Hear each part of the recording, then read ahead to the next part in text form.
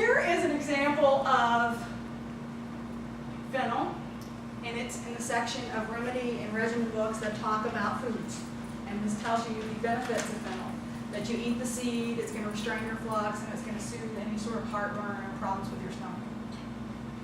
Keep this idea of fennel in the back of your head for just a few minutes.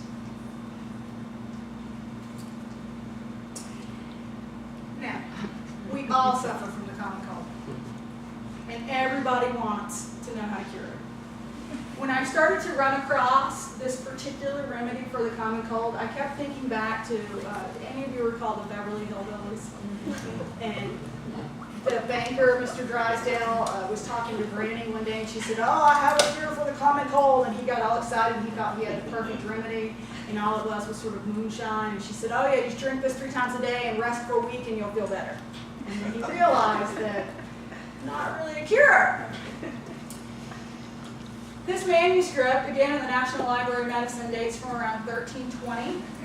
And the cure for the common cold is you put some lard on the bottom of your feet. It's got to be from a young pig. And you put your feet next to the fire. And this will whip you up into no shape. Good times. And again, keep fennel and the pig's lard in the back of your head for just a few minutes.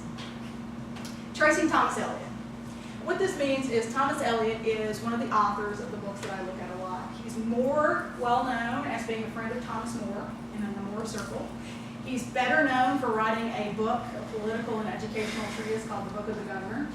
But he also brought to press The Castle of Health, which was one of the first regiment texts.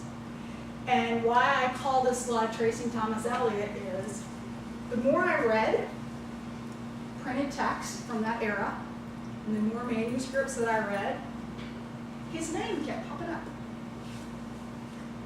Thomas Eliot is mentioned in the introductory matter to text written by 9 different people. He is referenced in Spencer's, Fairy Queen. The Fairy Queen, thank you. Lost me just completely. He's referenced in the Fairy Queen.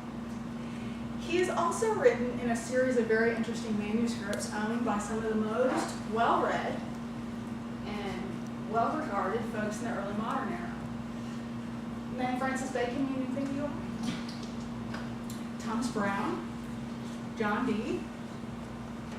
There is a book owned by Thomas Brown in the Folger Shakespeare Library, and in the front of that book, and it was written in around 1599, is a long handwritten explication of part of Thomas Eliot's The Castle of Health. And it ends with extolling the virtues that Thomas Eliot was this well-regarded and well-known and well-respected figure of medicine. He wasn't a doctor, by the way. Never went to medical school, didn't go to the university, never been trained. But for over 100 years, I can trace his name in other writings about medicine, in both learned text and everyday, ordinary, commonplace books by somebody. Her name was Frances Wolfsham.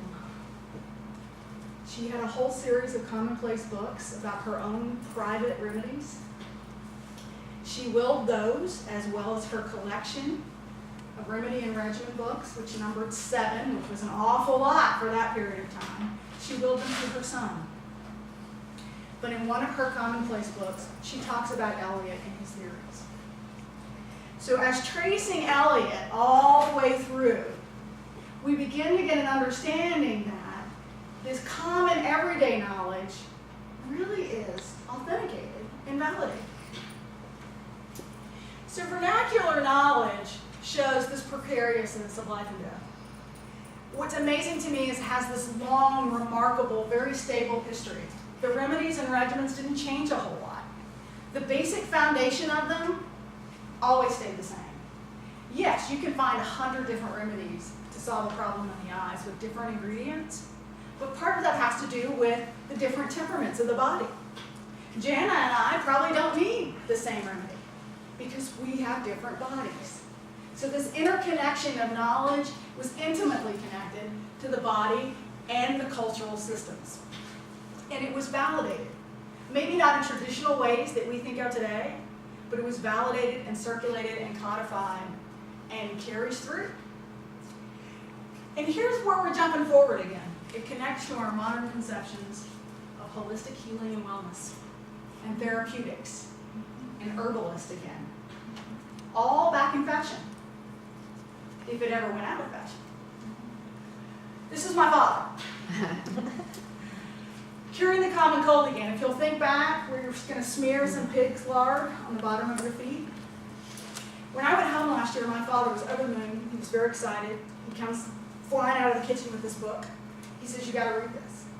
And I look at it, and it's a recipe book. Some of my cousins had compiled some of the old remedies, or the old recipes of Cajun cooking. But at the bottom of every page in this cookbook were these little factoids about health and wellness.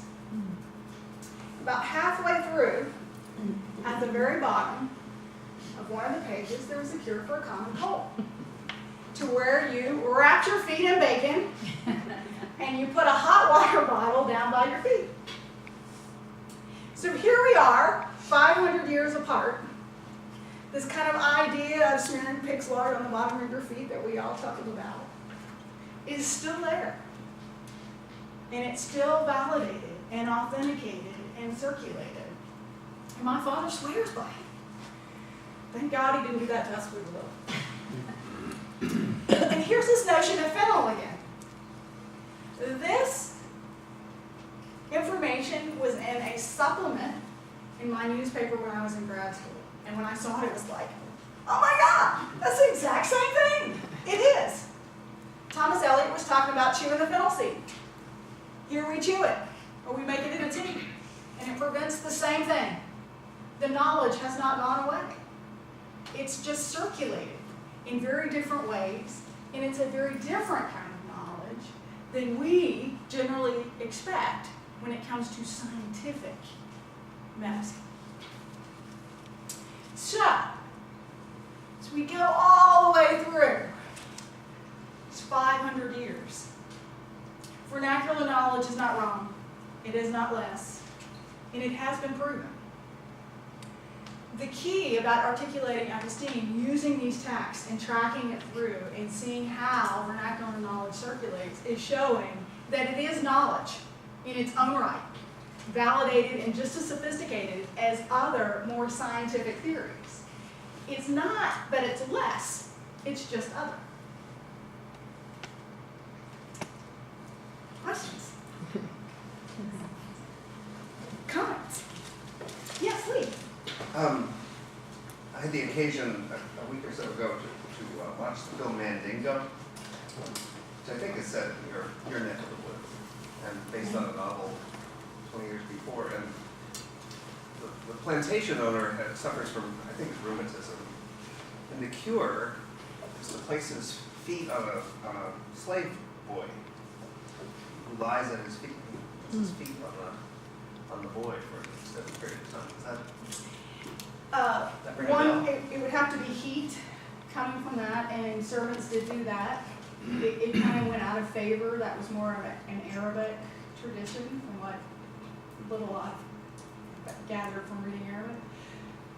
But part of it also has to do with racial theories, and because the skin color was different, it has different properties that are more conducive to solving certain problems. So yes, it's in the same tradition, in the same kind of knowledge era.